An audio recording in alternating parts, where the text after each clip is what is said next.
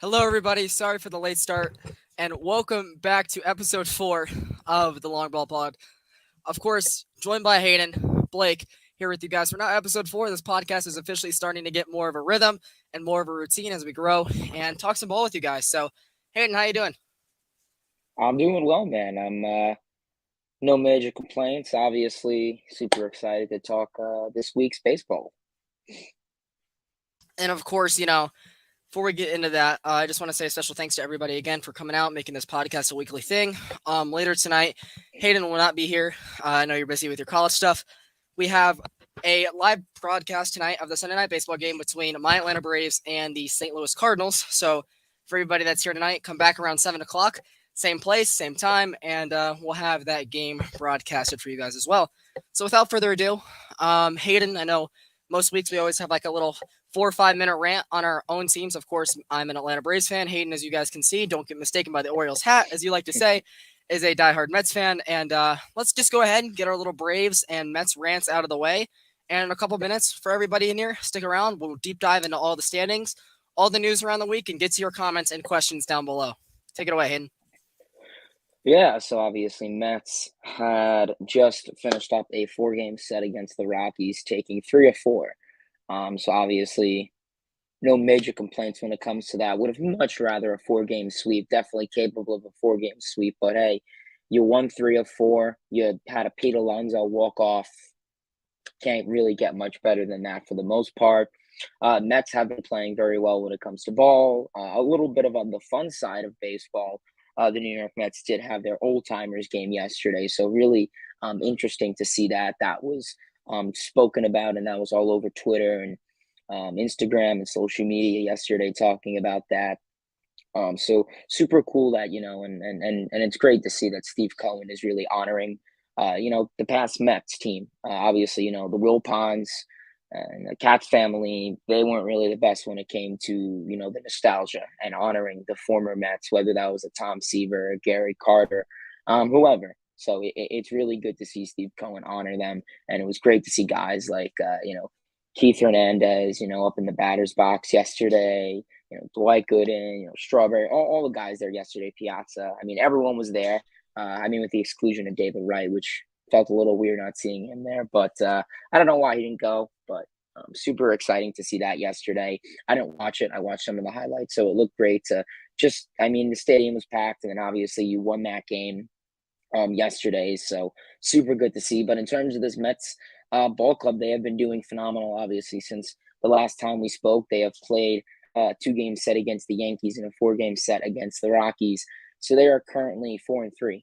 So that's pretty good for the most part. They had a rough Yankee series, but they got things back with the Rockies, and now they're going to be playing, the Dodgers in a 3-game set. But then September is a little easy for them. They're going to be playing the Nationals, they're going to be playing the Pirates, they're going to be playing the Marlins, the Cubs, the Pirates again, the Athletics. So that those are the games you really build off of. In terms of Mets play, pitching's doing their job. DeGrom's doing DeGrom-like things. Scherzer's doing Scherzer-like things. Bassett's been doing very well, actually, in the second half. He's really mixing his pitches up well. His changeup's been nice. David Peterson has really stepped in for Carlos Carrasco's spot. We know Carrasco's on the IL for probably the next 2 weeks. So good to see David Peterson, who had a phenomenal start last night. He's been stepping in. He's been throwing harder. He's been throwing harder. That slider's been intact for Peterson. Bullpen's doing. That's really kind of the biggest concern is the bullpen. I trust Edwin Diaz.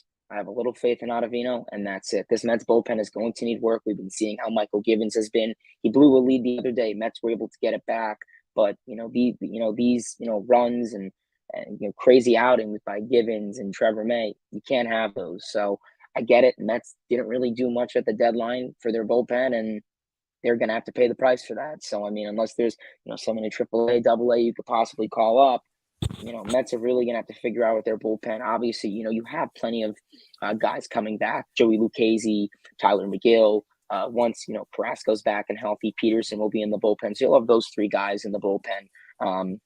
So that'll be really good. Obviously, another lefty and Joey Lucchesi. So a little bit of a remedy to the left-handed shortage there. So I know people are really worried about the bullpen right now. I know that's kind of like the Mets' number one concern. But once you get McGill and Lucchesi back, and then once Carrasco's back in the rotation, Peterson in the bullpen. So those three guys will be in the bullpen, and all three of those guys are long depth guys. So they could easily give you 2, 3 innings in the bullpen by solo. So that should hopefully fix that little bullpen concern and struggle. Offense is, baseball. They have games where they go 1 for 10 with runners in scoring position, and then they'll have games where they go 9 for 10 with runners in scoring position. So just continue to tack on runs and tack on these wins, and that's what the Mets are doing. I mean, they're taking 2 or 3, 3 or 4 from series. I think they're like some incredible number where they only lost like 7 series this season and tied 3, and that's phenomenal. I mean, this was a team that didn't lose their first series till like June, and it was against the Mariners. So Mets are playing really well ball. Showalter's doing a phenomenal job at the manager seat.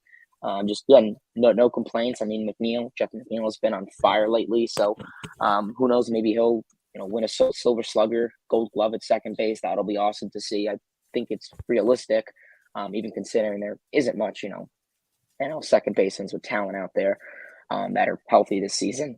But yeah, I mean, like I said, for the most part, Mets doing Mets-like things. You like to see it. They currently have clinched a winning season so that's good to see. First time since 2019, so you love to see that. But yeah, I mean, McNeil's been doing great. Marte's been doing great. Canna's been doing great. Alonso's hitting home runs. What else is there to say? And I love GM. Yeah. So yeah, as you just mentioned before I get into the Braves, right? The Mets just haven't had that series that's really helped our chances at all this year because, the big loss from the Braves last night, which I'll get into in just a second, because of course the rubber game here on Hardcore Sports Network later tonight. The thing was, the Braves have had, I think, the best record in baseball since the beginning of July, or since the All-Star break. We've been on fire since, 1st of June. And the reason, yes, the Braves are in a 10.5 game hole, and it was once again a 7-game hole. The reason the Braves have not caught the Mets, I believe personally, is because there hasn't been that series where you guys have slipped up, and that's credit to Buck Showalter and the squad that you guys have built there, because there has not been that. Like, for example, I'll get this right. The Braves had a terrible month of April. The Mets, the exact opposite of that. The Braves had an under 500 April and May. And a lot of the reason I think the Braves haven't had a shot to catch up to the Mets is we shot ourselves in the foot so many times in the month of April and May. Those games count just as much as they do in the month of September. And you look at it, right? The Braves opened up. I was at Usher for the first 2 months. Of course, I hope to get that job back next year. It's a different story. Maybe an off-season podcast episode we can talk about. Maybe me trying to get that application back, right? The Braves had an opening week, 4 against the Reds, 3 against the Nationals. They dropped 4-7. They go out and face the Brewers and the Rangers, and they lost 2 of 3. They lost 2 of 3 to the Diamondbacks in Arizona at the end of May. They won 14 in a row and then dropped 2 of 3 in Wrigley Field. So, those series have cost the Braves pretty much everything. Because, yes, we've had I think us and the Yankees till recently had been the best teams in baseball since June on, but you guys just haven't lost. You guys haven't lost series, and when the Braves have gained ground, I mean, how many times has it been within 2 games? 6, 7? And the Braves have not surpassed you guys, and a lot of it was, yes, you beat us 4 or 5 in Queens a couple of weeks ago to re-separate yourselves, but the Braves have not been able to play 162 consecutive games without having, lullabies, because earlier in the year we had no answer at the end of the rotation. Strider was coming out of the bullpen in long relief. We still had Husker Yanoa getting starts, which, he's a 2-pitch pitcher. Maybe we had a little bit of luck with him last year. He hasn't come back all year. We had to make the early trade for Jesse Chavez, who did a lot for us before getting Raisel Iglesias at the deadline. So, yes, I feel like going into the season, the Mets definitely got a lot better, and so did the Phillies, granted. And I wasn't like, well, this isn't going to be a cakewalk for a 5th straight year. It's just that the horrible April and May has really cost the Braves everything right now. So, I mean, every chance we've had to catch you guys, you've either stepped up and beat us head-to-head, or it comes back to, well, a game like last night and a week from today, last Sunday, when the Braves punted away a 1-run game in the 9th inning versus Houston, ended up losing, I think, 5-3. They scored 3 in the 9th. We scored 2, putting our long relievers out there. And then last night, which I definitely want to talk about, Atlanta led all game. It's a great series that we're playing with St. Louis. We beat them 3-4 at our place in July. We won the first night on Friday, 11-5, but we did have a big injury to Jackson Stevens, our inning eater. He took a line drive off the forehead, nearly cracked his skull and temple. So Very serious situation. Thankfully, a very big dude. He was able to be okay, but he was put on the 7-day IL for concussion protocol, which, prayers to him. That's a very scary incident. I thought the ball hit off his Yeah. back, how high it ricocheted up towards Vaughn Grisham and Matt Olson on the right side of the infield. Um, but last night, Atlanta led all game. And that is not a game, especially a night where you guys shut out the Rockies, where we can let games get away from us. Up 4-0 and continued on that route 5-4. Now, Goldschmidt and Arenado were combined 7 of 8 last night, including them both walking in the ninth inning in the Kenley Jansen incident. But that's going to be tough to beat the Cardinals, especially when your closer comes in walking people left and right. It was a walk-off walk, for God's sake. We had an infield dribbler that we had no play at first or the plate to get a second out or to keep the tying run from scoring. So, granted, it had been about a month and change since Kenley Jansen had that type of outing where I had that gut feeling of like, ooh, this could be bad. And it was. It was the worst night for it. The Mets have found ways to pull games out of the hat when it's looked unlikely. You look at that Marlins game in early July where they just melted down. You guys took advantage and knew that you had Sandy Alcantara, on the rubber against you the next day. You look at Friday night where Mark Canha and Jeff McNeil work out of that 2-out error by the Rockies to give you guys the lead. And, of course, Pete Alonso finished it off.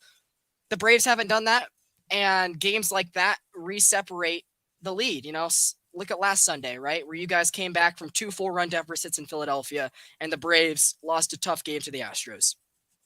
That's 2 games that you guys were able to hold off in the last 7 days, last night and last Sunday. And if the Braves can maybe jump back on and win a big series tonight against Adam Wainwright with Jacob DeRizzi on the mound, it'll be tough. That's a way to get the game right back. But as of right now, I'm scared as a Braves fan, Hayden. Like, I don't think the Braves past Labor Day are really going to have a shot to win the division.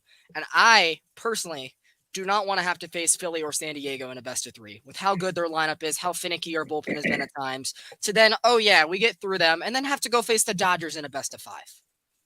The Braves beat the Dodgers in a best of 7. Granted, in the bubble year, the 3-1, we should have won in a best of 5, right? Hypothetically. But it just doesn't look like that's the case. I would honestly give the Mets a better shot to run it to the World Series if they were in the wild card other than Atlanta, being that you guys have the short rotation. The offense knows how to play small ball all the time. You guys could go out and beat Philly, San Diego, Milwaukee, hell, even the Giants, whoever would be in that situation in a best of 5, a best of 3 series. And then I would think that the Dodgers would be more afraid of you guys in a best of 5 situation than us, being that you guys they'd have to face DeGrom and Scherzer 4 times out of 5, and then you get a couple of days of buffer before the team in the CS would have to face them 3 or 4 times again. So that's the scary situation, and I don't think it's going to happen past Labor Day because, as you mentioned, right, you guys have the Dodgers Tuesday through Thursday, and then you have the Brewers middle of September in Milwaukee, us at the end of the year, but no one else in the middle. And I don't think the Brewers are gonna do a damn versus you guys. No offense to them. I picked them to miss the playoffs, mid-May. I said I think the Cardinals are the better team in the division. Bing, bing. It worked out. But I think the Braves would be lucky if the Brewers were able to take 1 game versus the Mets. And hopefully it'd be a night that the Braves actually win. But I don't know, man. Past Labor Day, it looks like it's the Mets division to lose. It has been all year. But that's where we're at this point. So now that we got all of our tangenting out of the way between the Mets and the Braves, let's dive into the rest of the major leagues, and I guess we'll give a recap on the standings. Do you want me to give the American and you give the National? Sure. So, all right, thank you guys for sticking around. Let's get into the rest of our topics, shall we? So right now, we'll start off with the American League East. So since last week, the Yankees have actually put some padding back onto their American League East lead. It was 7.5 or 7, I should say, as we were filming Sunday's episode after they had a big 4-2 win over the Toronto Blue Jays. That was the game where Alek Manoah, Garrett Cole, Benintendi had all their issues, Judge as well. And since then, the Blue Jays are about to get 3 games swept by Mike Trout and Shohei Ohtani with the Los Angeles Angels, putting the Rays at sole position of second place, putting them 8.5 behind, with the Blue Jays and Orioles 9 and 10.5 back respectively. Boston, another rough week for them, has put them at 62 and 65. Just a weird year for Boston. I definitely want to have a deep dive on them here in a future episode closer to the dog days, right? AL Central, the Guardians keep winning, right? They're at 67 and 58, only 5 of their last 10, but they had a tough West Coast road trip And they handled business out there. They're having a big series versus Seattle. They had, I believe, 4 games in San Diego. I think they had a San Fran trip too, which is another team that's pretty much on the bubble. A good week, they're right back in the mix. A bad week, they're done for the year. So that's a team that's fighting for their life after what they did last year. Minnesota, the Twin Cities, they go to a record of 64-61. They've won 2 in a row to put them 3 games back of the Guardians, 4 games back of the American League wild card. And we've covered the White Sox a couple times already in these first couple episodes. They have been the most disappointing team all year.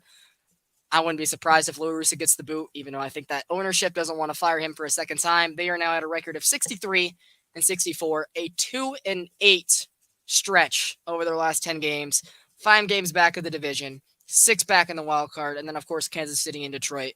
Who gives a damn? Detroit, they got not a lot for him, but the Royals fans are probably already excited to watch Patrick Mahomes sling the rock in about 2 weeks. So I don't think they're tuned in much anyway. Even though they've owned the White Sox this year, Hayden. They played another game in Kansas City last week to make up, and Kansas City beat them again. So that's a lot of why Chicago's had struggles. They went like 6-11 or 6-12 or something against the Royals this year. American League West, we got the American League best Houston Astros, the defending AL champions, at 81-47. The Mariners, who have had another good stretch after a little bit of a slump a couple weeks ago, up to 69-58. A win over Cleveland today would put them at 70-58. The Rangers have had a pretty good stretch of ball. I wouldn't be surprised if they're a team that's pretty good next year with how good their farm system is. They're going to spend a little bit more this offseason as well. They're at 58-68, 10.5 out of the wild card. So the year's probably over for them, but they've actually been a pretty fun team to watch. They've been more of what we expected this year. Them and the Tigers were thought to be, those teams that could improve a lot this year, and the Rangers have done that more than Detroit, that's for sure. And then of LA, 54-73. Mike Trout's come back. We'll get into that later. And Oakland at 47 wins. So that's the American League. Not a lot's gone on as of right now, I guess, to give you a wild card situation. Of course, you got the Astros, the 1 seed, the Yankees 2. Cleveland would be in the wild card as the 3 seed leading the Central. And as of right now, Tampa Bay owns the 4 spot, Seattle in the 5, and Toronto the 6 spot, with Baltimore and Minnesota right outside at a game and 3.5 back. So that's the American League. Now let's talk about the best league in the major leagues, right? As Braves and Mets fans, we got to say that. Hayden, what's going on in the National League? Thanks for your patience, guys. Yeah, the one thing it seems Mets and Braves fans can unite on is the NL. Yeah, obviously taking a look-see at the National League, things have been really excited for the National League. I guess we'll take a start at the NL West, considering that's probably the easiest division to summarize. Obviously, first place 88-38. This Dodgers team is 50 games over 500. Not a surprise, something that was expected. They'll easily surpass 100 wins, 7-3 in their last 10. Magic number is getting closer and closer by the day. I think it's like 16, 17, something like that. Dodgers are playing really well. Obviously, they had a good series in Miami, scoring plenty of runs, took 2 of 3, had a good series against the Milwaukee Brewers. The bats have been alive. Obviously, the last couple days in the week, we've been seeing the Dodgers put on 10 runs, 8 runs, 10 runs, 12 runs, 10 runs. So I don't know what it is, but this team seems to just love the number 10 for whatever reason. But, Dodgers are really getting the job done. Their pitching staff has been phenomenal. I know it was a blow that Walker Buehler is going to be continuing to be gone, for pretty much the next 2 years. But, hey, Dodgers are showing that, hey, they don't need him right now. He's in the they prime have of the his depth. career, though. He'll be back. That's No, for sure. and that's true. And they're just showing that they have plenty of depth, really big breakout years from some underrated guys that were not really expected to be well, whether that was, Andrew Heaney or Gonsolin or whoever, really. So really impressive there. Dodgers, Mookie Betts has been really hot. Freddie Freeman has been really hot. And even Joey Gallo, ever since going over to LA, has been really getting the job done. Obviously, taking a look-see at the second place team in the San Diego Padres, who a little bit behind, 70-58, obviously 19 games back, probably going to be looking for that wild card spot. Obviously, they have been having a little bit of rough go with it for, since the All-Star break, ever since acquiring Soto and Hader. Things have been a little complex for them. Obviously, taking a look-see at the most recent series with the Royals, they are likely going to take 2 of 3 from that, but obviously losing both games to the Guardians, losing the series to the Nationals. they've just been having a really rough go at it. That bullpen's been a little concerned for them in the past. Obviously, Soto is kind of still warming up, getting used to San Diego. Obviously, Tatis going to be gone, and now Tatis is expected to get some, I believe it was a shoulder surgery following the PED suspension. So that's another big blow for Padres fans. So they're just going to have to roll out with Ha-Sung Kim, for the time being. But you hope you can get some good, continuing those quality starts from guys like Darvish. Snell's really warming up. Obviously, Snell had a really rough first half. He's really been warming up in the second half. I hope Sean Manaea can continue to start to warm up.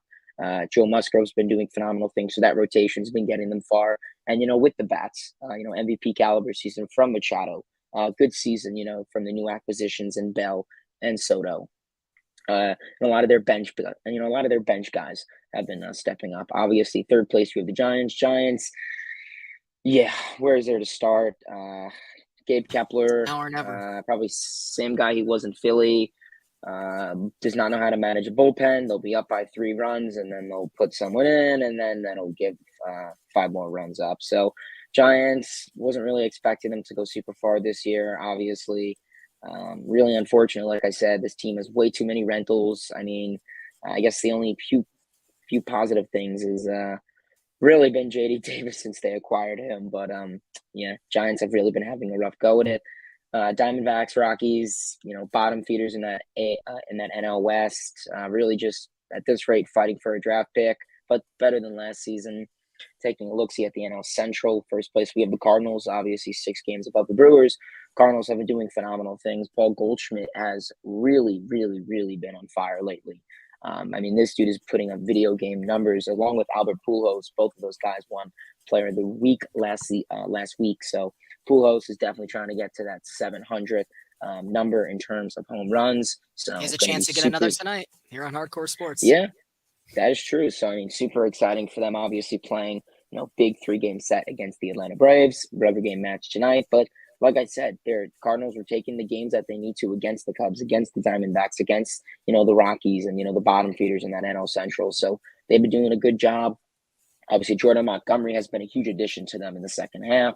Looking at second place, we have the Milwaukee Brewers, only 6 games back. Definitely capable of having a big stretch, but a big part to their success is pitching.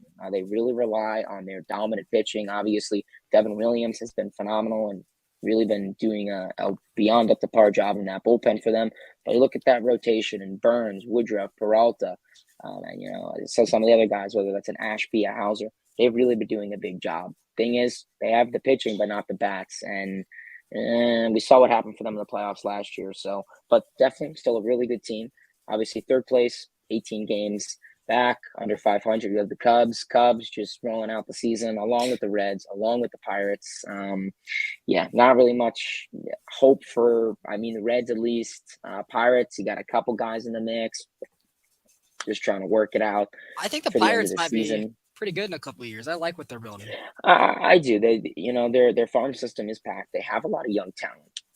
Whether they have a nice young core of O'Neill Cruz, Brian Reynolds, Key Brian Hayes, it's not horrible.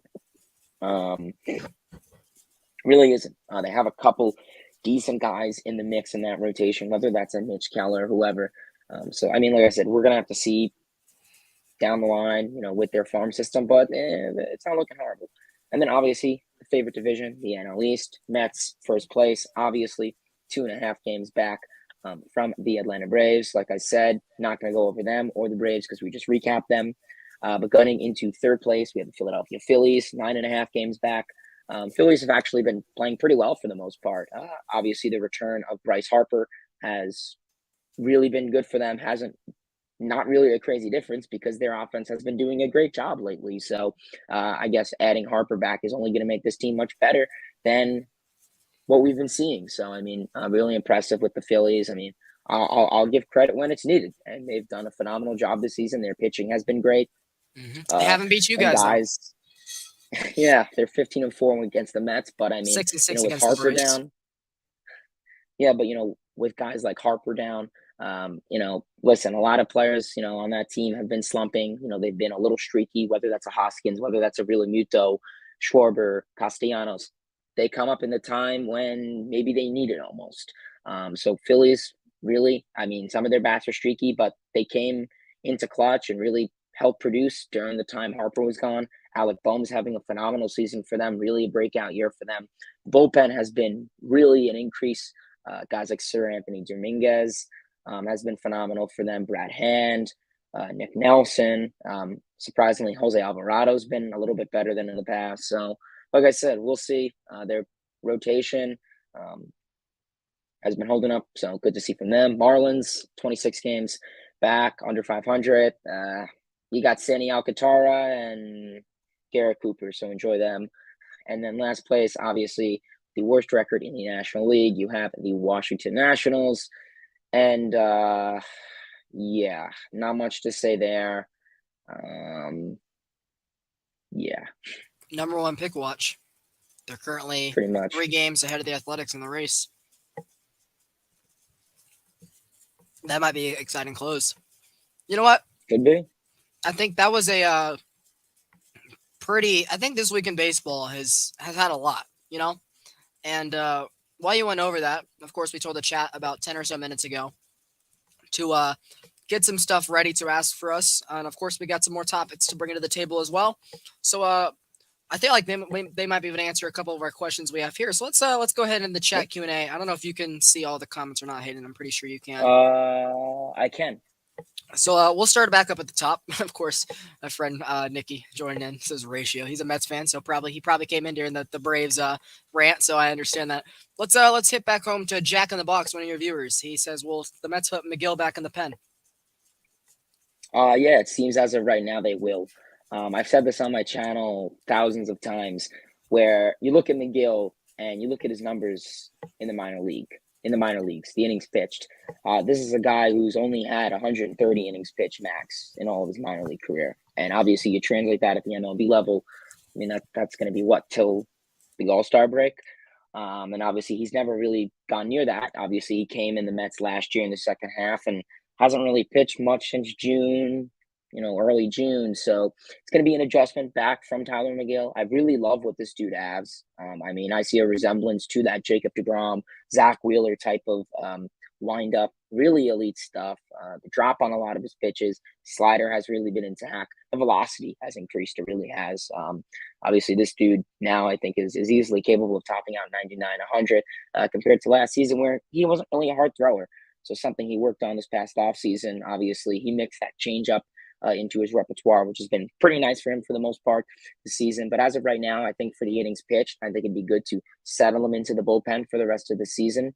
He'll probably be back early September, so you'll have him for that month and then that playoff push. So you mix him in the bullpen. It's some depth in the bullpen. It's a win-win. It gives the bullpen depth. It helps him get back into his rhythm, get those innings pitched in. And it's kind of like what the Brewers did. And I said this 1,000 times. I'll say it again. The Brewers, when Woodruff and Burns were brought up, they put those guys in the bullpen. They got their innings pitched, and then they released them in the rotation. And I think the Mets should do the same exact thing with Tyler McGill. And yeah, I mean, right now it's been established that he is going to go in the bullpen and work into a starter. That was a pretty good in-depth answer, and hopefully you'll do the same for your boy Gio. Another Mets question here. He says, "Will Jeff McNeil win the batting title?" I'll put my input on it as well whenever you're done. Sure. Yeah, let's look at McNeil's numbers actually. So taking a look at Jeff McNeil, I mean he's really having another phenomenal season. I mean, simply he's a contact merchant, bat to ball. Like I said, his hard hit numbers and all these. He's not gonna have home runs. He's not gonna have these barrels and hard hit numbers. No, he's a contact guy, bat to ball contact. That's all that matters. But right now, batting average, it's not a stat I don't like to use.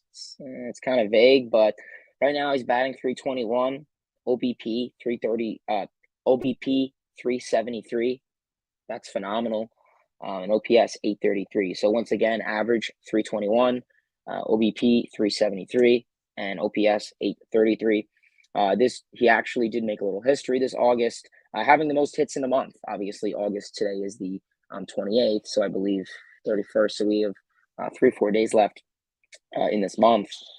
So he could easily continue to break the streak. Obviously, I think it was June of 2019 where he had 30 39 hits in that month, and that was the most he ever had in a month. And now I believe he's at 41, 42, something like that. So great to see McNeil constantly getting into multi-game hits. He's been phenomenal. He really has. But right now he's batting 321. If you look at that 2019, he batted 318. You look at 2018, he batted 329.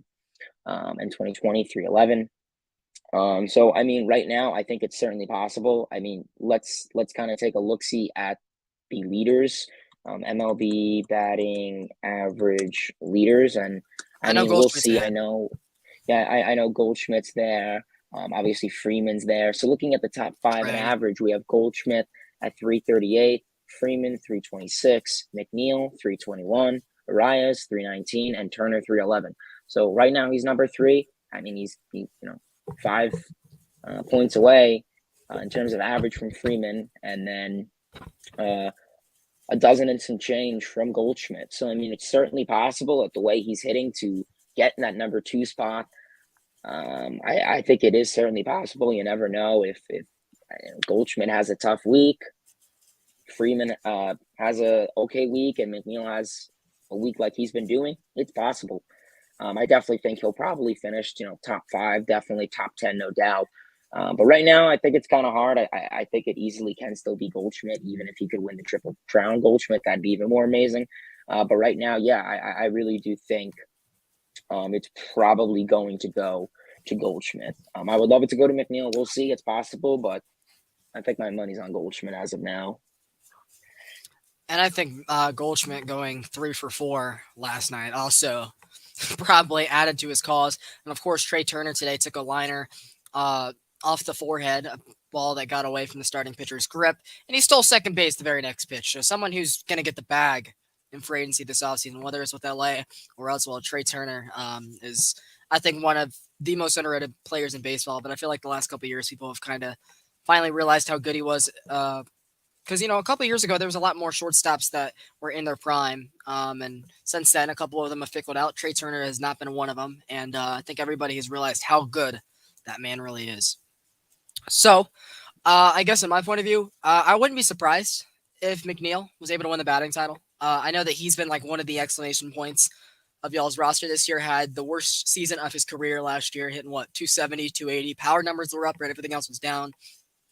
Buck got with him, told him to focus on getting on base. I think him and Nimmo being back to their forms this year has been part of the Mets' success for sure. And of course, adding in someone in your lineup to help him out in Marte, in a Vogelback, just everything has worked out. And he has been one of those shining stars in your guys' lineup, which was looked at as one of the worst in baseball last year. And you guys have kind of quieted that narrative for most parts of the season, especially, the spring months. I would not be surprised if McNeil was able to do it. It would take a great September. It would probably come at the cost of the Braves winning a division. But if he did that and he was able to win the title, the batting title, you've heard it here first, right? Another good question from Randy, who's a big part of the Next Network, part of Next Shift. How you doing, Randy? He says, do you guys think the Toronto Blue Jays can make the wild card? I mean, as of right now, I believe they're in it. Let's give an exact look right now. So if the postseason started today, they are the last wild card spot. But I don't know if I don't know the results of Baltimore's game as of right now. I know that Toronto got swept, but as of right now, they're one game up on Baltimore, 3.5 of Minnesota to be in the wild card. Hayden, what do you think? Yeah, I think it's certainly possible. I mean, right now, I believe they are second in that division, or third, I believe, behind the Rays. Let me see. Yeah, I mean, taking a look, yeah, obviously It's back and forth third, right now. obviously only a game and a half behind second place, but I mean, I think they are still definitely in the race. When you look at that Blue Jays team, obviously had a much better season last year, but still, I mean, Vladdy, Bichette, Kirk, Springer, Chapman, the addition of Merrifield. I mean, they've been doing their job. They really have. The pitching is where I guess I can get a little bit questionable for them. Obviously, Alec Manoah is having a great season. I mean, obviously the acquisition of Mitch White from the Dodgers. The bullpen isn't horrible. I'll say for the least, their bullpen isn't horrible, but the rotation's been maybe not as great as they hoped. I mean, obviously, yeah, you have some hidden gems in there. Whether that's a Yimi Garcia, an Adams, a Ross Stripling, whoever. Yusei Kikuchi, not an ideal season, unfortunately. Neither for Barrios. He has had one of Yeah, the Barrios has not been good this year either. So, I mean, with I mean, Minnesota right as now, well, he was like one of these what if stars that never panned out. And him having the yeah, year he had, and Hyunjin Ryu, and we haven't heard of him the last year or so, and he's only getting older. I mean, those are two of the big question marks that have not been solved for the Blue Jays, and that's why the rotation has suffered. Continue. no, I mean, yeah, that's really all I have. I mean, yeah, I guess to also wrap it up for Randy and Abo, I mean, I predicted the Blue Jays to win the American League East at the beginning of the season.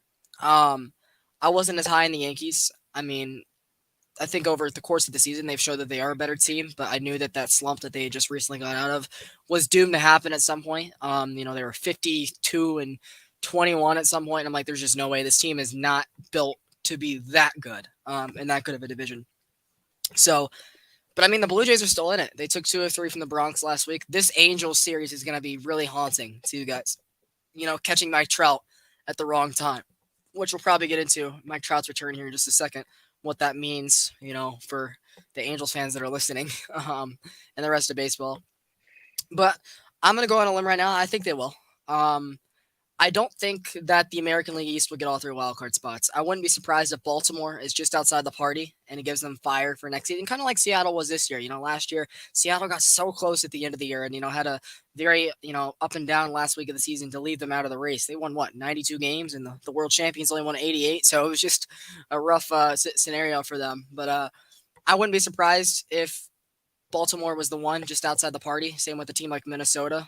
It'd be big if they got Correa back next year. If not, I mean, it makes the American League a little bit easier for Baltimore to compete in.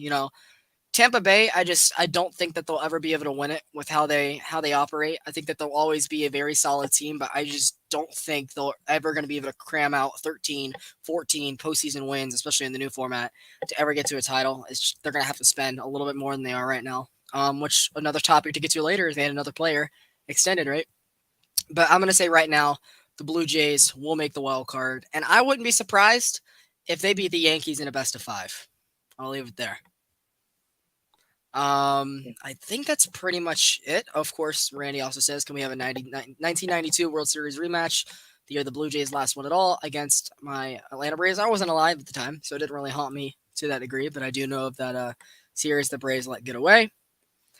And let's see, anything else? I don't believe so. So, 3 so's in a row. Well, let's get into the topics around baseball. I mentioned this one just recently, so we'll start with that. The Rays haven't spent a lot of money recently, of course, really in history.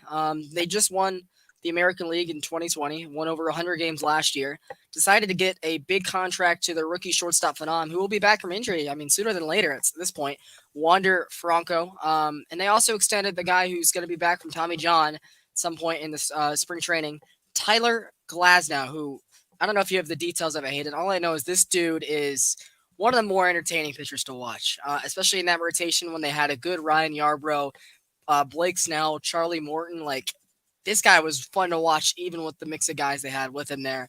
And I'm glad he was able to get the payday that he did. Of course, last year he had some thoughts after he had his Tommy John incident. He talked about, the spider tack and all the substances that were being banned really hurt his arm on the fly. And as you see, he hasn't pitched since then. But I do think this was a great deal for the Rays to be able to pay one of their guys because, granted, I think they'd be in a better scenario right now with Tyler Glasnow over, some of the guys they've had to pitch in the last calendar year. And I think he might have been a big difference for them in the American League wildcard race or the American League postseason race last year as well. Do you have the details on the deal? I thought it was 2-year extension, right? Yes, it is a 2-year extension through 2024. Right now, it is right. He is making 5.1 million this year, and he will get 5.35 million next season, and then 25 million in 2024.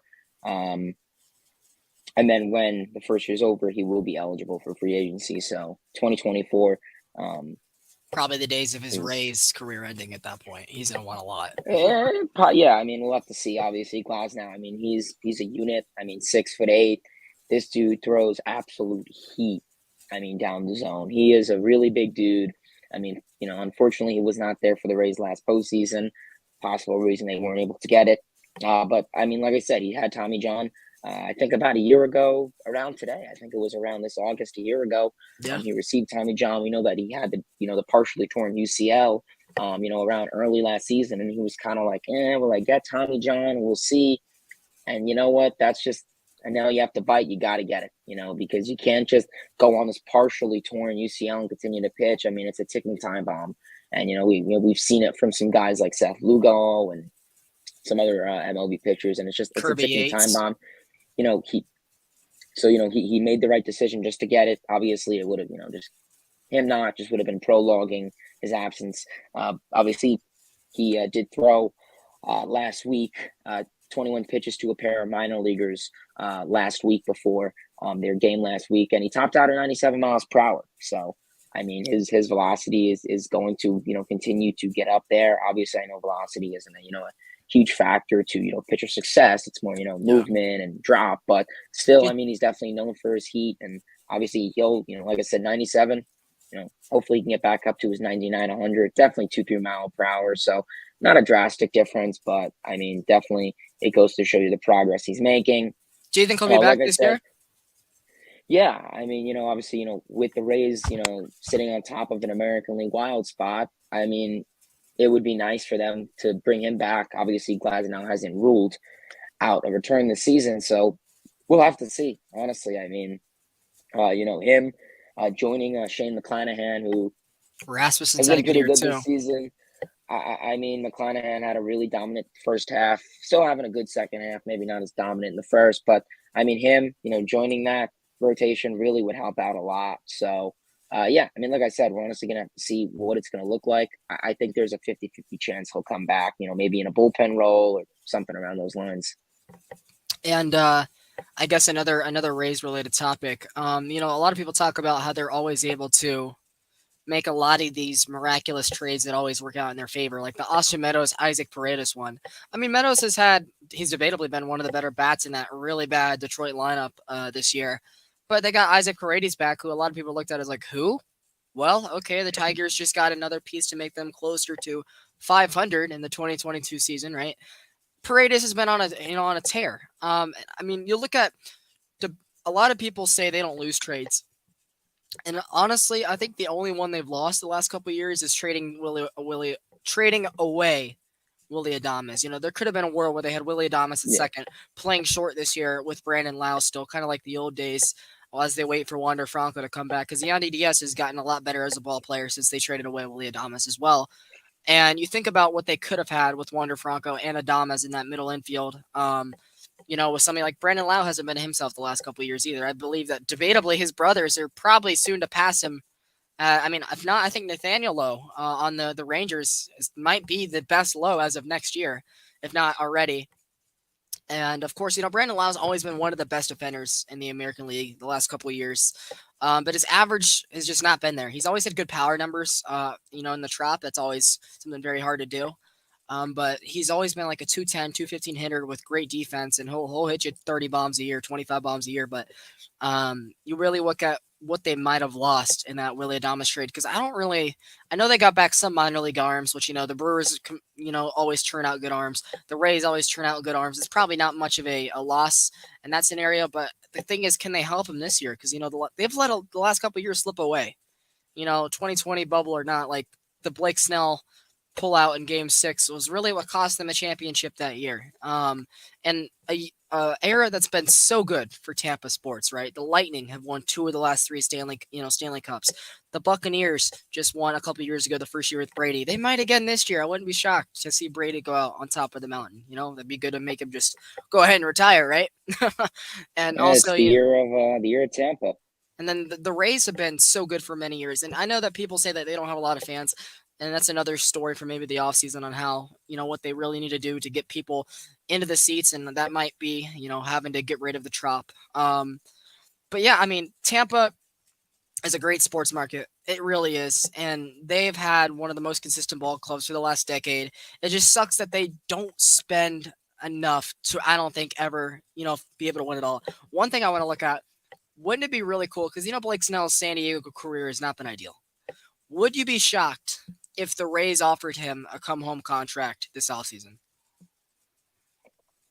I believe he's a free What's agent. his? there might be a club option or something I don't know about, but let's say there isn't for now.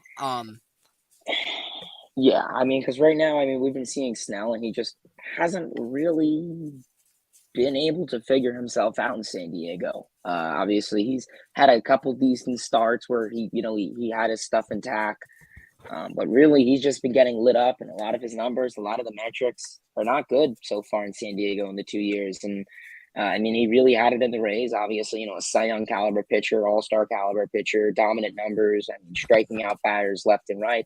And he just hasn't been there with the Padres the past 2 years. And it's just like maybe the Rays, that Moneyball mentality, or the team that know how to work with him. So I mean, it's a possibility.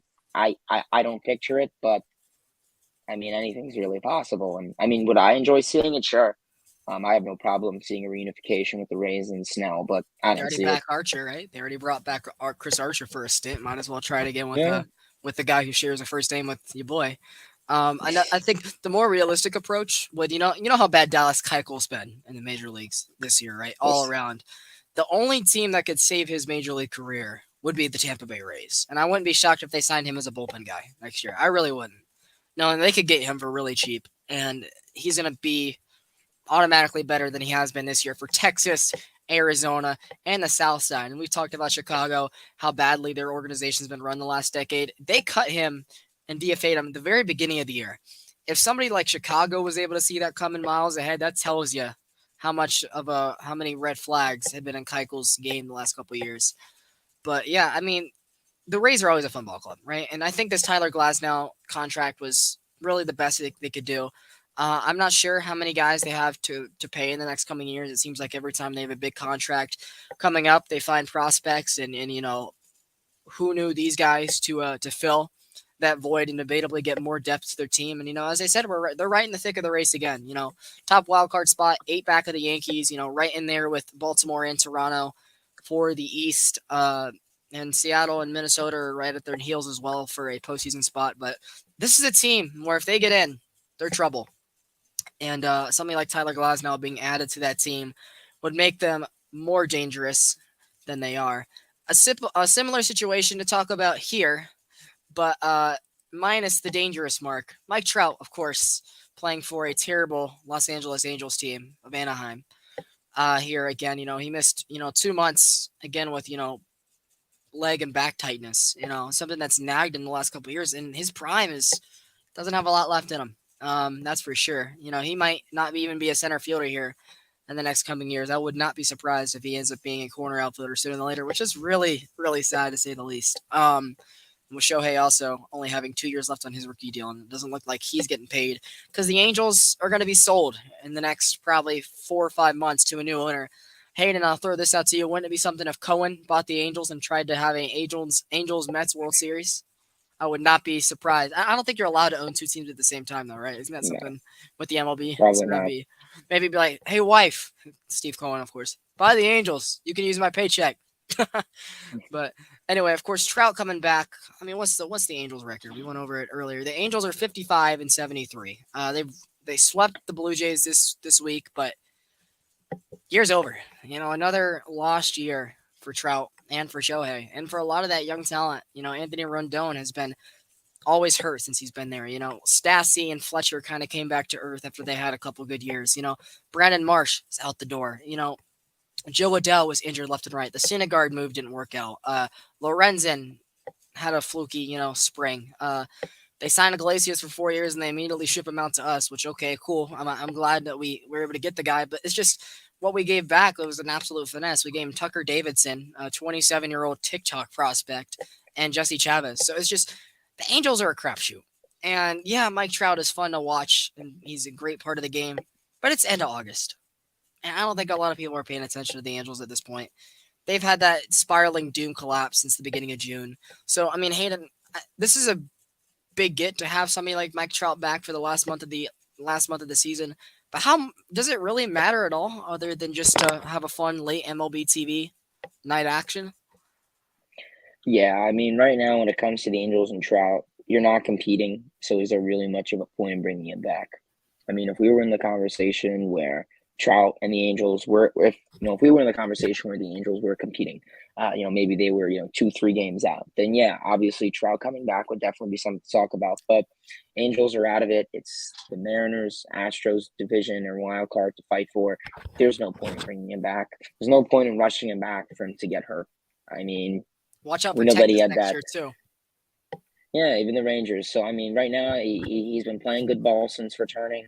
Had a couple long balls since. He's continuing doing Trout like things, but it's just really unfortunate. The turn the Angels have. Really sucks to see. Two of the most talented guys in the league. Tani and Trout just not be able to connect. To a postseason because they don't have much built around them.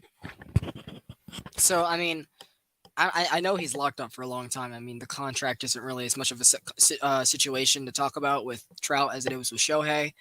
But just think about how many lost years they've had. Mike Yeah. Trout has played in one postseason series. I think he went hitless. It was on the Royals route to World Series championship in 2015, which I'm sure Hayden, you would have rather faced Mike Trout in that October Yeah. than what the Royals had brought to the table. A random two years of greatness from Kansas City, as well, who ironically are right behind the Angels in the American League standings. They're 4 games back, the 13th best record in the American League at 51 wins, 77 losses. Angels 4 games above that. I mean, they've won 3 in a row to win 4 of 10, so they had lost 9 of 10 until they brought back Trout. And you bring up a good question: why bring him back at this point? You're only creating extra extra reps that he's taking in a year that's already been lost. And with the sporadic issues he and guys like Byron Buxton have had, playing center field for many years, it's going to have a toll on a guy, especially in his 30s. And it just made no sense. And it's another situation where it's like, what are the Angels doing?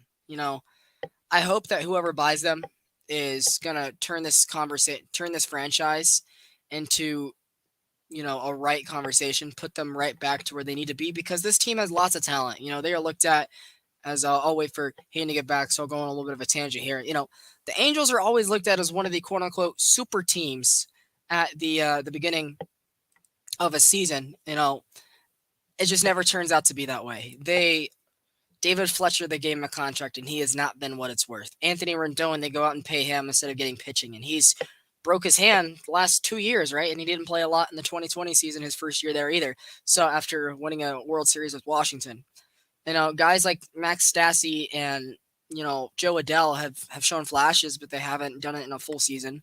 The Braden Marsh era really came to a quick end. Syndergaard's contract, he's already in Philadelphia. Iglesias' contract, he's already with the Braves. So the prospect pool seems like a lot of people go to die there. They get some names here and there through the waiver wire and through international free agency, and other than Shohei, what's panned out. And it's a conversation to where the Angels are just, I don't know when it's ever going to be fixed. And I feel bad for all the people of Anaheim, because you look up north 40 minutes, you see the Dodgers running that super house. You look down south, down towards the beach, 2.5 hours. The Padres, while they had a collapse last year, and they're amidst of a rut right now, they're a team that's competing for the postseason going into the month of September, and they have a lot of talent. Then they're going to be good for a couple years in the future. So it's really unfortunate that everybody's able to find talent around them, and they haven't been able to. So now that Hayden's back, we're going to go up to the Pacific Northwest, talk about the man Julio Rodriguez, of course, the home run derby runner-up. Had his 20th steal this weekend, and of course his 20th home run recently to give him in his rookie season a 2020 season, and he might honestly have a chance for 30-30 still at this point in time. And he also got a big he got an 8-year extension of like $120 million. And apparently if he wins the MVPs, if he wins the batting titles, he wins World Series championships, apparently he has a chance to get over $400 million, which I think that's something that he can play to get more. But as of right now, what a great move for Seattle, right?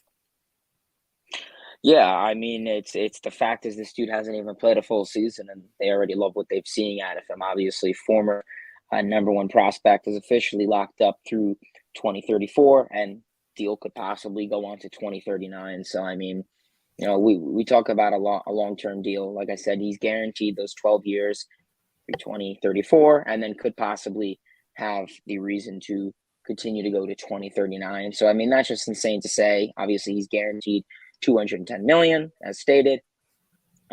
But he could definitely make this a 17-year, 300 million deal. So I mean, like I said, he's young. I mean, you look at Julio Rodriguez, dude.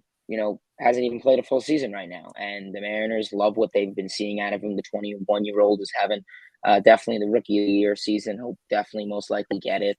I mean, Rodriguez, what is there not to like? I mean, he has phenomenal bat speed. He has great speed on the base paths. Good defender. Like I Yeah, above average defender. I mean, 23 stolen bases already. It just, he has that 20th home run surpassed, I think, now, too. So he has 2020. He could even get 30-30 continuing how the rest of the season goes for him. I mean, this is just an all around great dude. I mean, he hits for some power, hits for some, gap hitter, balls down the line. I mean, really having a great season. And I mean, for being a rookie, for being 21 years old, making his debut this April, to put up the numbers he's been doing, it's been very impressive. And I think he'd be a great asset for this Mariners team for the future. We know that they've had a couple guys, some other prospects in the mix, whether that was a Jared Kalanick, who Yep. hasn't really turned out to be who he was. So it's good to see, Julio Rodriguez, number one prospect, um, you know, having immediate impact. That the last Mariners number one prospect, Jared Kalanick, never really got it. So it's good to see them actually have the chance to get it.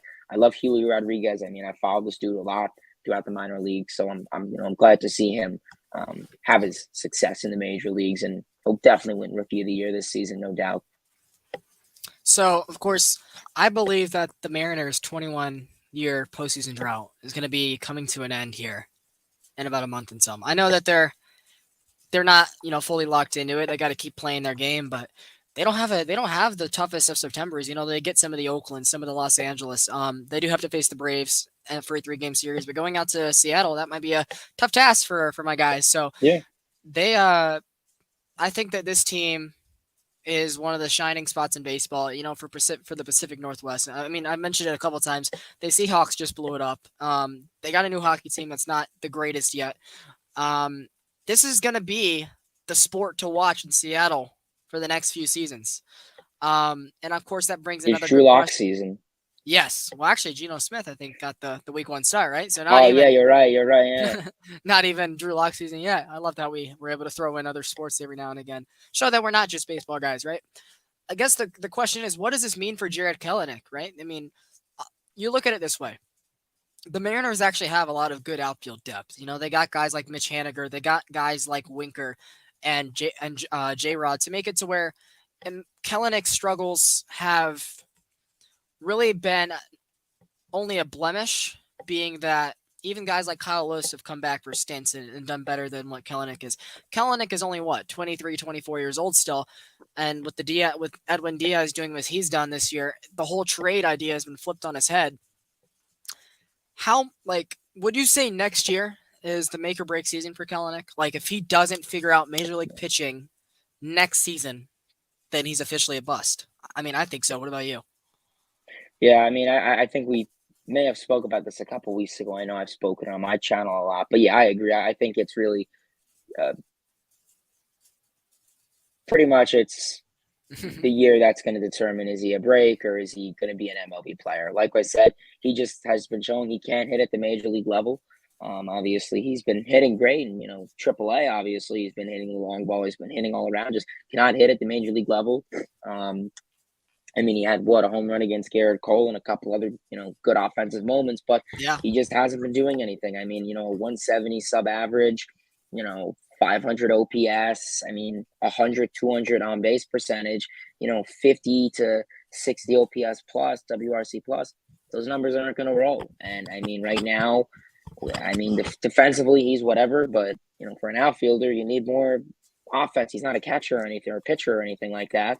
So, yeah, I think it's really a make or break for him next season. I mean, he's had so many stints, and I mean, you're not going to keep him up for a full 162 game season if he's going to be hitting, Yeah. how he's been hitting. So it's not like, oh, the Mariners are giving him a chance. They gave him multiple. So I Yeah, think and next season he'll start off on the roster. If he doesn't execute, you admit defeat. I think, and I'll give him this piece of slack. Is as I mentioned a couple of minutes ago, right? The Mariners actually have a lot of good outfielders, other than J Yeah, Rod, and I think this is honestly the worst situation to tell if your developing player is going to be the guy you traded for or not, being that the Mariners are in the playoff race, but they're not clinched into a spot, so they can't bring him up in a sink or swim September when the rosters expand. There's only so many options he has, but they're in a situation right now where they can't mess around and let him do what he wants in a cleanup spot in a 5 or 6 hole for a week, being that these games are so crucial. You maybe think if they were looking outside this month of September, maybe this is a month where they bring up Kellenic for the whole month of September. Let him see Major League pitching and adjust. Because honestly, yes, as you said, he's had stints, but they haven't been elongated stints to the point where he's able to then pick up on adjustments for Major League pitching as well. Like he's raking in AAA. Cool. You can be a quadruple A player at any level, but with the with how good this team is supposed to be in a couple of years, he is still a crucial part, especially with all the value that he had. But as we've mentioned a couple of times, it's 2023 or it for him, and I really hope that he does make the roster to start the year because he probably only has an option or two left, and I hope they work with him. Give him as many starts he needs in the month of April. It might come back to nip the Mariners in the butt for a little bit because of how good the Astros are, and the Rangers I think are probably going to be a over 500 team next year too. My friend RJ is listening. I hope you like to hear that. So they just need to get him time to adjust, and they haven't. But at the same time, there's only so much that the Mariners can let him do, being that they're in the middle of a wild card race, and it was a very similar situation last year where he came up in that wild card race and really got to feel the adrenaline. You saw him catching game-winning flyouts in center field and just feeling the roar of the crowd, and they had the believe signs from Ted Lasso in Seattle. But I just don't think that he'll get that opportunity, and if he does, it's it. And if he doesn't have a great month as a major league starter, it's probably his time's probably come up in Seattle. And if you guys give Edwin Diaz the payday this offseason, which I would expect you to, if you would have told everybody 48 months ago that the Mets might have won that trade, I would be like, shut up. So it just tells you how crazy professional sports are, and even yeah, just specifically the major leagues. But I'm sure you still hope that Kellenic works out, especially if you guys give Edwin Diaz the contract, you'd probably be like, oh yeah, cool, we got our guy, they got their guy, absolutely. a win-win trade. And I think if he does turn out to be even a solid major league player, he helps the Mariners in the long term, being that he is younger than Winker and he's younger than Kyle Lewis and Haniger. So this team's gonna be good for a long time. And the Astros might be in their way, the Rangers might be at their heel, but they're gonna do their best to provide the best team to the Pacific Northwest for a couple of years. And I want to keep hammering that point home. Of course, I know we only got a little bit more time here on episode 4 of the Longball podcast. Let's catch up with the comments real quick. A bunch of Mets and Braves fans chiming in, so good to hear from both sides of our fans, right? I know we kind of like to go around and talk about certain teams here and there. We didn't really get a chance to this episode, but I do want to spotlight two in specific. We talked about the White Sox a lot, but the other two teams that are ahead of them in the American League Central, right? The Guardians and the Twins. Twins have kind of played 500 ball since late June. And the Guardians have had a really good stretch on this West Coast road trip. I want to start with Cleveland, right? I kind of want to finish the episode off with the Guardians and Twins, if that's okay with you. As of right now, right, they're 67 and 58. I'm sure their game in Seattle is probably coming to a wrap here sooner than later. I'll try to get a score update on that here. If Cleveland does win the American League Central, Hayden, how far would you have them going, and how much of a chance would you give them in an American League postseason push? Because as of right now, they'd be the 3 seed, so they would be in the wild card against the last American League team. And right now, that would be the Blue Jays. I mean, that switches every other day, though, so take it with a grain of salt. But as of right now, do you think they'll win the American League Central? And if so, how far could you see them going with the core they've put together? Yeah, I mean, obviously, I mean, they've been having a really surprising year. Obviously, a great expected season from J Ram. Jose Ramirez definitely, MVP caliber season. And then some great season, and then some great season from some younglings. Whether that was a Josh Naylor, Andres Jimenez, Owen Miller, Stephen Kwan, Ahmed Rosario, Miles Straw, whoever, Oscar Gonzalez. They've really had a really good season, and the pitching has been what's been kind of been a big surprise for them. I mean, that rotation of Bieber, Savali, Plesac, Quantrill, and I mean, Mr. Tristan McKenzie, who's having a really good breakout season, second year.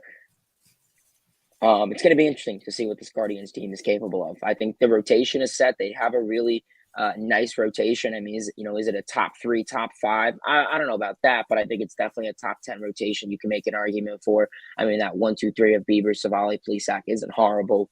And a best of And 5, that's scary, short Yeah, and then I series. mean, you have Emmanuel Clase for the ninth inning. I mean, that's not an easy task to go against. I mean, he's electric.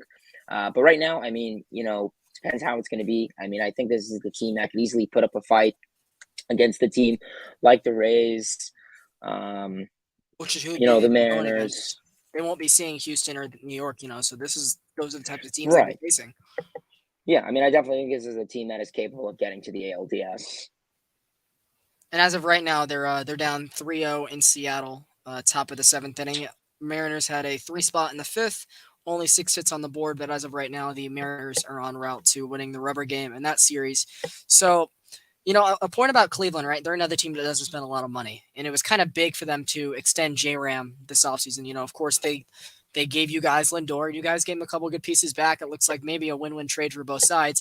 But they end up locking up J-Ram long term, right? Who's been debatably their best hitter the last 4 or 5 years, and I think probably a top 20 hitter in baseball. Um, the next big question is, will they do the same with their pitcher, Shane Bieber?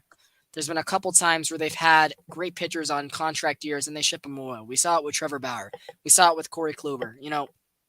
It really wouldn't surprise me if they say, you know what, our farm system is really good. Let's make it even better. Let's not spend the money on Shane Bieber and let him go. But the thing is, like, this dude, while he's been hurt the last year and change, he came out of nowhere and has debatably been a top 5 pitcher in the American League the last couple of years. I really want to see them lock up Bieber long term. What about you? Yeah, I mean, they should. I mean, like you said, Bauer, Carrasco, Clevenger. I mean, this is a team that has just unfortunately not been able to keep its pitching staff. Really is unfortunate. So Bieber, like I said, would be a really good guy long term to lock down. I get it. We had a really good 2020 year and then back to back with 2021 and 2022. 27 years old, so he's going into that prime age. And I mean, the numbers speak for themselves. I think he's been a really good fan favorite in Cleveland. Obviously, he debuted in Cleveland. Obviously, 2018, I was surprised. I thought he was in the league much longer than that. But I mean, in those Yeah. couple years, he's done so much. Obviously, Triple Crown winner in 2020, two-time All-Star, Cy Young, all that great stuff. So I definitely think he is capable of extending his stay out in Cleveland. And so I think that's the biggest question, right? Because their farm system's loaded. Some of their young guys are going to get better, and they're going to get even deeper with some of their prospects. And maybe we get to the point in a year or two where they start shipping off a couple of their prospects, knowing that there's no longer a place for them to add veterans to the bullpen or, a catcher, along those lines to fill out a 26-man roster, because this team is in a window where we don't know what's going on with the rest of the American League Central. The Yeah. Tigers rebuild completely failed. There's really no end of sight for when that mess is going to be solved. At least a couple years. So they're not in their forefront. The Royals they look like they're getting better, but they're still a couple years away too. They have a couple contracts that they'd like to probably swap with some prospects here in the next couple of years. Maybe something like Salvi. I know they already got rid of Whit Merrifield, but they have another Whit in town, Bobby Witt. So they're pitching. I don't really know how Kaufman plays. I don't know if it's a hitters or pitchers ballpark. So I don't really know if they're really focused on developing hitting prospects or pitching. But I do know that they're a couple years away. The White Sox, I mean, they're entering a turmoil offseason. If the GM's going to still have a job, if LaRusse is going to have a job, they have some contracts that are off the books in the next year or two, like Lance Lynn, like Giolito, like Moncada, even Tim, like Grandal's, coming to the end of his deal too. So they got a couple big decisions to make in an organization that's not been run the best in the last decade or so. They've made the playoffs 2 times since 2005, right? And you also look at Minnesota, knowing that they could lose Carlos Correa for nothing this offseason. He has opt outs of every year of that deal. And if he walks away, they got another hole in that infield. Knowing that Polanco is more of that second baseman mold, Miguel Sano's been meh the last couple of years. Gio Urshela and Gary Sanchez have been good gets for you guys, but that's not that they want more than what they got, because you look at Minnesota, they've lost 19 straight major league games, and I guess we'll switch it to the Twins topic now, right?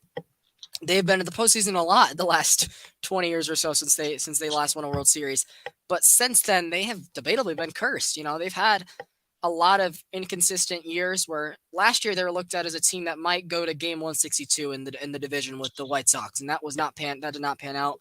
White Sox had a 500 second half and cruised their way to an AL Central title.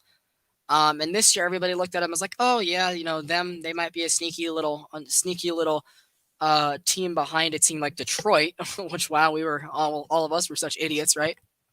And the Twins, or excuse me, the White Sox, whoa, mental brain error there, but they're in a situation that's a little funky too, because they did extend Buxton, but the guy hasn't been, he hasn't been able to stay healthy as well, and you hope it's not another Mike Trout situation where you're gonna have to start counting on him missing a month every year. The pitching is so-so. They have not done a great job the last couple of years developing arms, and that shows. Having to go get Molly and Sonny Gray from the Twins in 1 year. The Jose Barrios thing has not worked out, and he's in another situation with Toronto, as we mentioned earlier. I think long term, the Guardians, you definitely give the nod, right? But in the next year or so, it's very close, because you got to think Carlos Correa is going to test the market. With Xander and with Trey Turner and with Dansby Swanson, the shortstop market is going to be a sight to see this year. And he's not going to take $45 million for 3 years with opt outs again. It's just not going to happen. And who else are they going to get? I wouldn't be surprised if they went out to get somebody like Dansby or Xander Bogaerts to fill that hole. Because you look at what they've had there the last couple of years, it's not been the greatest defensively. Andrelton Simmons had his worst year of his career in Minnesota last year, and Jorge Polanco was not as good as a shortstop as he is as a second baseman. But yeah, the veterans they had there for those late 2010s teams just got old quickly, like Josh Donaldson, like Sano, like Mitch Garver. Even someone like Nelson Cruz, who was Eddie Rosario, like some of these guys that were the meat of that good lineup for many years. And I will say, a lot of what their issues in the postseason have been is they've run into the Astros and the Yankees a bunch.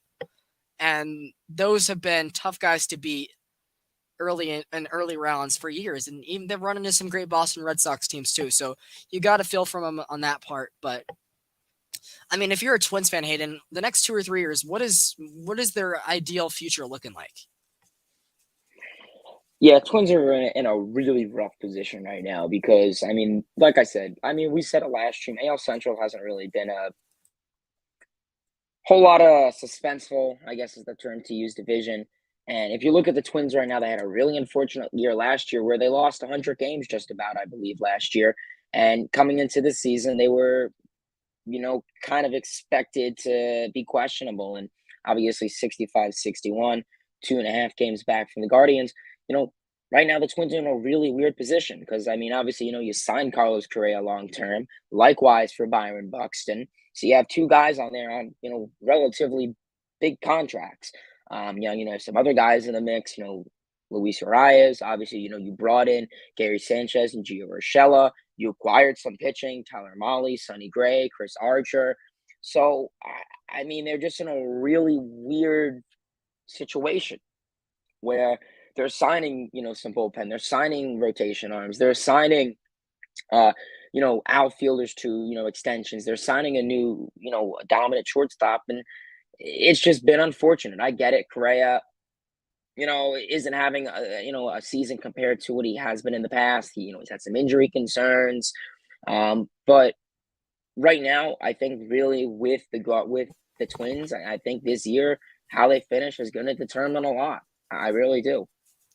And you hope for baseball that there's a race, right? Because while the American League Central It on makes it more paper, fun. Yeah. While on paper the American League Central has not been tight in years, it's finally there's finally three teams that could do it. The White Sox, it looks like they're probably a week or two away from fizzling out, and it's just Minnesota and Cleveland. But at least that's better than what it has been, having a 93 win team and 400 500 teams to compete with. Um, for the Twins, right? We mentioned a lot of inconsistency. A couple of names we didn't add to that list who have also been inconsistent for years now. Max Kepler and one of the younger guys, Alex Kirilloff. You know, guys that have had 280 seasons. We come back with high expectations for them. The next year they hit 215 and they're in a platoon role. You know, and that's part of what ruined their season last year. Who was the guy that got in that trade with the Dodgers? The starter, the older guy. I don't think he's there anymore either. It's gonna bug me. He was on the 2018 or 19 Dodgers, and he got traded to the Twins. He was an Asian guy. That name's gonna bug me, but that's another. I had him in fantasy last year, and he crapped the bed. Yeah, I know who you're talking about. Give me a second. And why you say that, or why you look that up, it's just so many issues in this franchise have not been solved because they have not found consistent ground. They don't know if they're in the win now. They don't know if they're building for the future. Their prospect pool's okay. They have aging veterans they keep bringing back. They make this trade, they make this signing. They have holes at this position, but it works out for What this year season. was he with the Dodgers? 2019, I think was his last year there. Oh, Hyun-Jin Ryu was with the Blue Jays. Not Ryu. He was another starter that they had. Maybe it was 2018. I just know that he was. Let's see, Dodgers 2018 starting rotation. He was of Asian descent. Oh, sure. Kenta Maeda? Might have been Kenta Maeda. Yeah. Pretty sure. I don't know if he's fully. I do know that he is of Asian descent, right? So that's another guy that they got in a deal, and that didn't work out. So it's weird. I think you look at the AL Central, you look within the franchise, and you realize why there's never been a lot of great play the last couple of years. Is the franchises debatably aren't run great. Detroit had a failed rebuild. Kansas City was good there for a couple of years and hasn't had an over 500 season since their World Series. Chicago has made some rough decisions, and we've talked about them in great deal. Cleveland, yeah, they have a almost 100-year World Series drought, but their owners don't spend money, so they let a lot of people go. In Minnesota, they're just plug and play. A lot of people, they bank on everybody to have an upturn season, and that doesn't always work out. So I think for the AL Central, somebody's just got to step in and say, this is the standard, and you guys are going to play up to it, like the Braves and Mets have in the National League East, to set the tone for what everybody wants to be, and nobody's done that. So it makes sense of where the competition level lies. But I know it's a longer episode. I know you got things to do, and I got another show to do here on the Hardcore Sports Network here in an hour. So I guess we'll wrap it up here for today's episode 4 of the Longball podcast. We hope to be back here. I know that it's been the last 2 weeks have been Sunday episodes. I know once you're set in stone, we'll go back to Saturday pods and hopefully Sunday night play-by-play. I know there's only a couple more ESPN broadcasts left for the year, so we'll figure something out in the future. Maybe we can do the wild card games or something in the playoffs. For sure. But of course, for Hayden and for Blake here at everybody at Hardcore, we'll see you guys in an hour. Hayden will not be here, but we'll have a special guest to do the Braves and Cardinals Sunday night baseball game with. So you guys enjoy the rest of your evening, and we'll talk to you guys next week here on the Long Ball podcast. Peace out, y'all.